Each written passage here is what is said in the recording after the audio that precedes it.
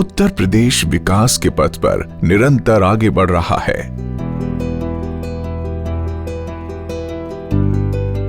प्रदेश के चहुमुखी विकास के लिए राज्य सरकार दृढ़ संकल्प है। इस संकल्प को पूरा करने के लिए अधिक से अधिक धन की आवश्यकता है। वस्तुओं एवं सेवाओं की आपूर्ति पर प्राप्त होने वाला कर राज्य सरकार के राजस्व का मुख्य स्रोत है। ये कर वसूलने की जिम्मेदारी वाणिज्य कर विभाग की है। उत्तर प्रदेश राज्य सरकार की सकल राजस्व प्राप्तियों में से 60% से अधिक हिस्सा अकेले वाणिज्य कर विभाग द्वारा वसूल किए जाने वाले राजस्व का है। वाणिज्य कर विभाग ने 2017-18 के वित्त वर्ष में 58,500 करोड़ रुपए का राजस्व प्राप्त किया था। अब वाणिज्य कर विभाग इस आंकड़े को जल्द से जल्द 1 लाख करोड़ तक पहुंचाने के लिए प्रतिबद्ध है। इसीलिए इसे नाम दिया गया है मिशन 1 लाख करोड़।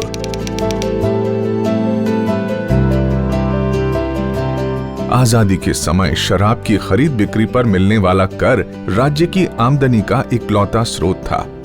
शराब पर कर के विकल्प के रूप में 1 अप्रैल 1948 से उत्तर प्रदेश बिक्री कर अधिनियम 1948 लागू किया गया। इस अधिनियम के प्रावधानों को लागू करने के लिए 26 फरवरी 1948 को बिक्री कर विभाग का गठन किया गया। वाणिज्य कर विभाग की यात्रा बहुसूत्रीय कर प्रणाली से प्रारंभ हुई थी। जरूरत के अनुसार समय समय पर इस कर प्रणाली में अपेक्षित बदलाव किए गए। सन 1952 में सबसे पहले खाद्यान्न को बहुसूत्रीय से एक सूत्रीय कर प्रणाली के अंतर्गत लाया गया। इसके बाद सन 1975 तक आते आते चरणबद्ध तरीके से लगभग सभी वस्तुओं पर एक सूत्रीय कर प्रणाली प्रभावी की गई। वर्ष 1974 में प्रदेश की सीमाओं पर जांच चौकियों की स्थापना किया जाना, सन 1980 में बिक्री कर अधिकरण का गठन किया जाना, 1 जून 1994 से व्यापार कर अधिनियम 1948 लागू किया जाना, 1999 से प्रवेश कर अधिनियम लागू किया जाना, 1 जनवरी 2008 से वैट लागू किया जाना विभाग की विकास यात्रा के महत्वपूर्ण पड़ाव रहे हैं। केंद्र सरकार द्वारा 1 जुलाई 2017 से क्रांतिकर कर प्रणाली GST लागू की गई। वाणिज्य कर विभाग उत्तर प्रदेश द्वारा GST कर प्रणाली के सफल क्रियान्वयन में महत्वपूर्ण भूमिका अदा की गई। उत्तर प्रदेश राज्य के अधिकारी GST काउंसिल द्वारा गठित विभिन्न कमेटियों के महत्वपूर्ण अंग रहे, जिनकी भूमिका की सराहना समय समय पर GST काउंसिल तथा केंद्र सरकार के वरिष्ठ अधिकारियों द्वारा भी की गई। GST के सफल क्रियान्वयन के लिए जरूरी था कि सभी स्टेक होल्डर्स की समस्याओं और जिज्ञासाओं का जल्द समाधान किया जाए। विभाग द्वारा 200 से अधिक विभागीय अधिकारियों को मास्टर ट्रेनर्स के रूप में तैयार किया गया। GST लागू होने के 3 महीने पहले से ही विभागीय मास्टर ट्रेनर्स ने प्रत्येक स्टेक होल्डर तक GST के प्रावधानों को पहुंचाने का काम शुरू कर दिया था और ये क्रम GST लागू होने के अगले 3 माह तक निरंतर जारी रहा। 4500 से अधिक GST जागरूकता सेमिनार्स का आयोजन किया गया। विभाग द्वारा आयोजित सेमिनार्स में 3.5 लाख से अधिक व्यापारियों, टैक्स प्रैक्टिशनर्स एवं अन्य स्टेक होल्डर्स ने भाग लिया। विभाग द्वारा राज्य के विभिन्न अंचलों में आयोजित कुछ कार्यशालाओं में माननीय मुख्यमंत्री महोदय, माननीय उप मुख्यमंत्री महोदय, शासन के वरिष्ठ अधिकारीगण द्वारा भी प्रतिभाग किया गया। आम जनता और व्यापारियों की सुविधा के लिए विभाग के अधिकारियों की समर्पित टीम ने सरल भाषा में 24 लीफलेट बुकलेट तैयार की, जिनकी 8 लाख से अधिक प्रतियां बांटी गईं। विभागीय अधिकारियों के समन्वित एवं समर्पित प्रयास से राज्य में सफलतापूर्वक GST लागू किया गया।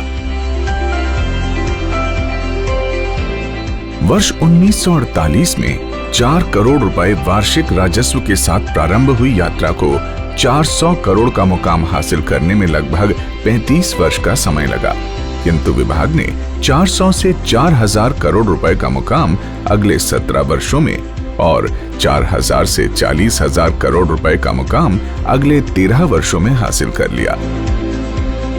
विभाग की राजस्व यात्रा में समय समय पर राज्य सरकार द्वारा किए गए विभागीय पुनर्गठन एवं उपलब्ध कराए गए संसाधनों की महत्वपूर्ण भूमिका रही। विभागीय पुनर्गठन से विभाग के अधिकारियों की पदोन्नति एवं वेतन वृद्धि का मार्ग प्रशस्त हुआ तथा वाहन, कार्यालय भवन, कंप्यूटर आदि आधारभूत सुविधाओं की बढ़ोतरी से विभागीय अधिकारियों में एक नई ऊर्जा का संचार हुआ। राज्य सरकार द्वारा विभागीय अधिकारियों की पदोन्नति के लिए कैडर पुनर्गठन एवं आधारभूत संसाधनों की उपलब्धता के संबंध में सबसे बड़ा निर्णय वर्ष 2008-9 में लिया गया, जिसके फलस्वरूप 2 दशकों से एक ही पद पर कार्यरत विभागीय अधिकारियों को पदोन्नति के अवसर मिले। राज्य सरकार के सकारात्मक कदम का राजस्व संग्रह पर प्रत्यक्ष प्रभाव पड़ा।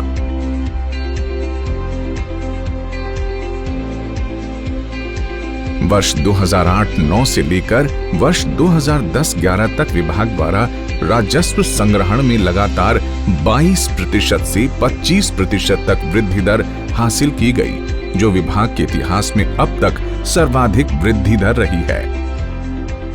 लेकिन धीरे धीरे विभाग में बढ़ते हुए काम के अनुपात में आधारभूत सुविधाएं कम पड़ने लगी हैं। एक बार फिर विभागीय अधिकारियों की पदोन्नति के अवसर कम होने लगे हैं। विभाग द्वारा अर्जित राजस्व के सापेक्ष विभागीय संरचना पर होने वाला खर्च भी लगातार घट रहा है। वर्ष 1997-98 में विभाग द्वारा अर्जित कुल राजस्व की तुलना में विभाग पर खर्च 3.5% था, जो वर्ष 2016-17 तक आते आते मात्र 1.26% रह गया है। जीएसटी लागू होने के बाद वाणिज्य कर विभाग के अधिकारियों द्वारा हूबहू वही कार्य किया जा रहा है जो केंद्र सरकार के लिए केंद्रीय उत्पाद शुल्क के अधिकारियों द्वारा किया जाता है।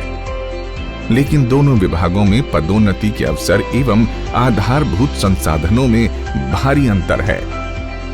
एक ही कार्य करने के बावजूद पदोन्नति के अवसर की भिन्नता वाणिज्य कर विभाग के अधिकारियों के मनोबल को प्रभावित कर रही है। जीएसटी लागू होने के प्रथम 9 माह में विभाग का डीलर बेस अप्रत्याशित रूप से बढ़ा है। जीएसटी लागू होने से पूर्व विभाग में पंजीकृत व्यापारियों की संख्या लगभग 7 लाख थी, जो प्रथम वर्ष में ही बढ़कर 13 लाख पार कर चुकी है। तकनीकी के बढ़ते प्रयोग से कर चोरी के तरीकों में भी बहुत तेजी से बदलाव हो रहे हैं। सेवा क्षेत्र राजस्व के एक नए स्रोत के रूप में विभाग के साथ जुड़ा है। तकनीकी सहायता से हो रही कर चोरी को रोकने तथा सेवा क्षेत्र से संभावित राजस्व की सभी संभावनाओं के दोहन हेतु एक बार पुनः विभागीय संरचना के पुनर्गठन तथा आधारभूत संसाधनों में वृद्धि की आवश्यकता है। इसके बाद ही मिशन 1 लाख करोड़ रुपए के राजस्व शिखर को प्राप्त करना यथाशीघ्र संभव हो सकेगा।